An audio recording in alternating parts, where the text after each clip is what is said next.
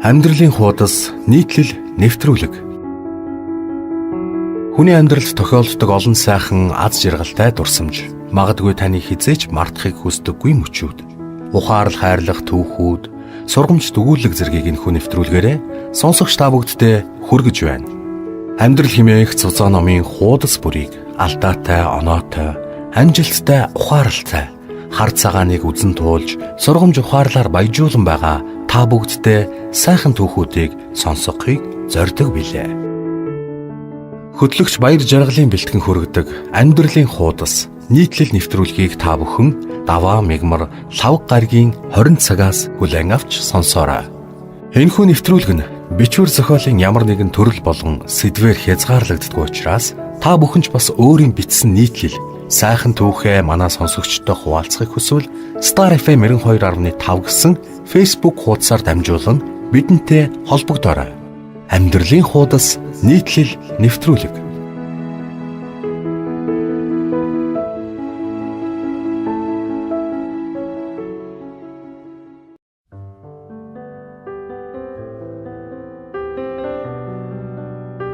Сайн байцгаана уу?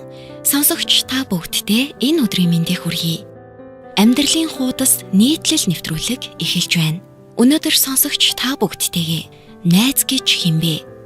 Нөхөрлөлийн үнц нь юу болох талаар сонирхолтой түүхийг хуваалцахаар бэлтлээ. Хэцүү үед хизээд хажууд тань байдаг. Уйлахад нулимсыг чинь арчиж өгдөг. Өөрөөс нь шалтгаалаагүй асуудал үүссэн ч чиний төлөө санаа тавьж зөвлөдөг, загиндаг. Танад ирэхдээ чамайг уух юм аягалж өгөхийг хүлээлгүйгээр шууд л хүрэгчийг чинь нуудалдаг тийм найз танд байдгүй.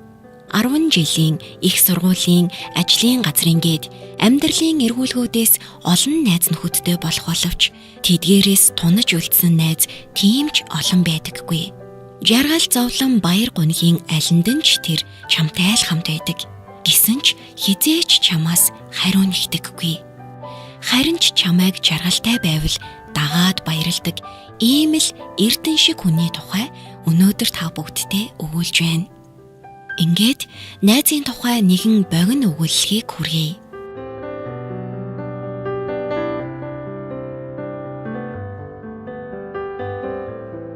Элсэн цүлд аялж явсан хоёр найз маргалдаж, нэг нь тэсэлгүй нөгөөхөө алгадаад авчээ. Үүнд гомдсон найз нь элсэн дээр өнөөдөр хамгийн сайн найз минь намайг алгадсан гэж өчжээ.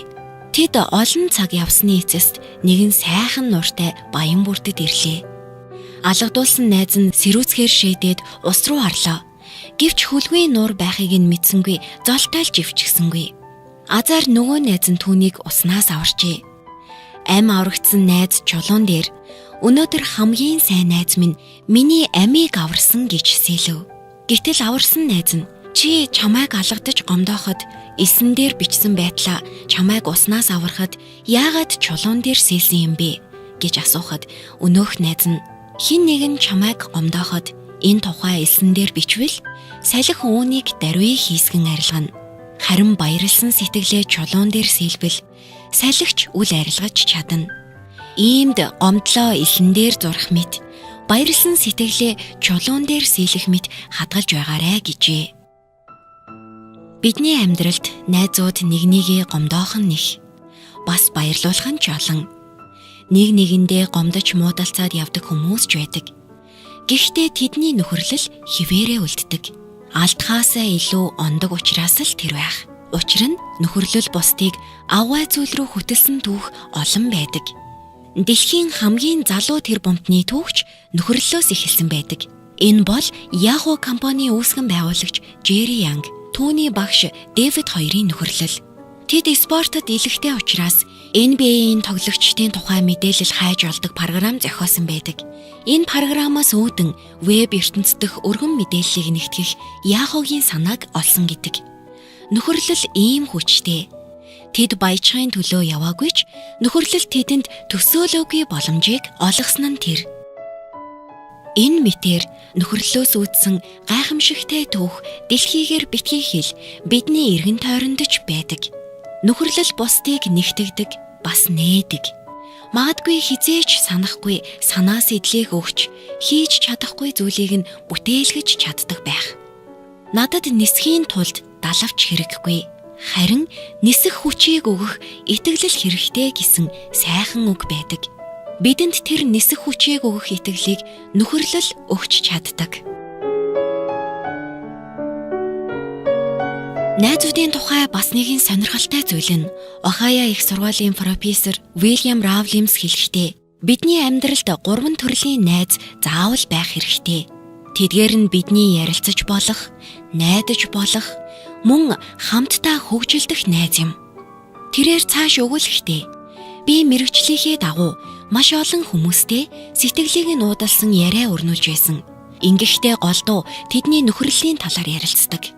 Намайг хамгийн ихээр гайхшруулсан зүйл бол бидний найзуудаасаа хүлээх хүлээлт адилхан байдаг байна. Тухайн хүн хөгшин залуу байх нь үүнд огт хамаагүй байсан хэмээн ярьжээ. Ингээд 3 төрлийн найзын тухай өгүүлье. Ярилцаж болох найз. Карьераа өөрчлөх талаар эргэлзэж байна уу? Эсвэл тэр залуу руу буцааж мессеж бичих болов уу гэдэл асуудал бүхэнд таныг хөтлөх найз хэрэг болдог. Энэ найзынхаа өмнө та нээлттэй бөгөөд эмзэг нэгэн болох боломжтой. Ийм төрлийн найз таныг хамгийн сайн бүхэн рүү түлхэж чаддаг. Тэгэхээр тэд бол зөвхөн сайн сонсогчд биш. Тэдний үүрэг бол таныг илүү сайн хүн болгох байдаг. Таныг зөв рүү хөтөлж шаардлагатай үед хатуухан хайрын зөвлөгөөг өгч чаддаг. Хариуд нь та түүний өмнө хамаг бамбайгаа буулгаж үннээ хэлж чаддаг байх хэрэгтэй. Ингэснээр тэр таныг улам ураг шалхуулахын тулд таныг үргэлжид сорьсоор байх болно. Харин 2 дахь төрлийн найз бол найдаж болох найз. Нөхөрлийн нэг хэсэг бол юун дээр ч хамаагүй найдаж болох, таны арыг даах хүнтэй байх үлээ. Тухайлбал таныг машингүй үед онгоцны буудлаас тосох, ажлын ярилцлагын үеэр гутлаа төр зээлдүүлэх, эмчид үзүүлэх бол таны хүүхдийг хэдэн цагаар хараад өгөх зэргээр танд тус болж чаддаг найз хэрэгтэй. Түүнийг хажуудаа байна гэсэн бодол танд тайвшрал өгч, бүх зүйлийг тогтвортой мэтээр санагдуулдаг. Нөгөө талаас бодож үзвэл санаа тавьдаг хүндээ туслана гэдэг ямар их сэтгэл ханамжтай зүйл байдаг вүлээ. Найзаасаа тусламж хүсэх нь түүнд танд туслах боломжийг өгч байгаа хэрэг юм. Нөхөрлөлийн зүрхэн хэсэг бол нөгөө нэгнээ сайхан амьдраасай гэж хүсэх. Та найзыгаа жаргалтай байхад нь туслах аваас эргүүлээд та хоёрын нөхөрлөл ад жаргалаар бэлгэх болно. Харин 3 дахь төрлийн найз хамт хөгжилдөх найз юм.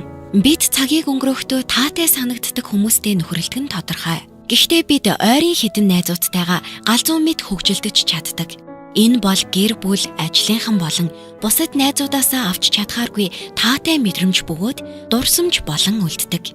Бидний амьдралд хэр их эрх чөлөө байгааг найзуудтайгаа хэр их холбоотой байгаагаар хэмжиж болно. Ингээд сонсогч та бүгдтэй амьдралын хуудас нийтлэл нэвтрүүлгийн өнөөдрийн дугаараар найз гэж хэн болох, мөн нөхөрлөлийн үнц нь юу болох тухай өгүүллээ. Таны амьдралын баяр гонигтай мөч бүрт хамтдаа байдаг. Сэтгэл зүрхнээсээ таныг хайрлаж, танд итгэдэг үнэнч найзуудаа хизээж битгий алдаарай. Бас гомдоохгүй байхыг хичээгээрэй. Хүн хүнээрээ л дутдаг хорвоо шүү дээ. Сонсогч та бүгдийн минь нөхөрлөл үн цэнтэй. Урт удаан жил үргэлжилхийг хөтлөгч миний зүгээс хүсэн өрөөе. Анхаарлаа хандуулан сонссон сонсогч та бүгдтэй баярлалаа.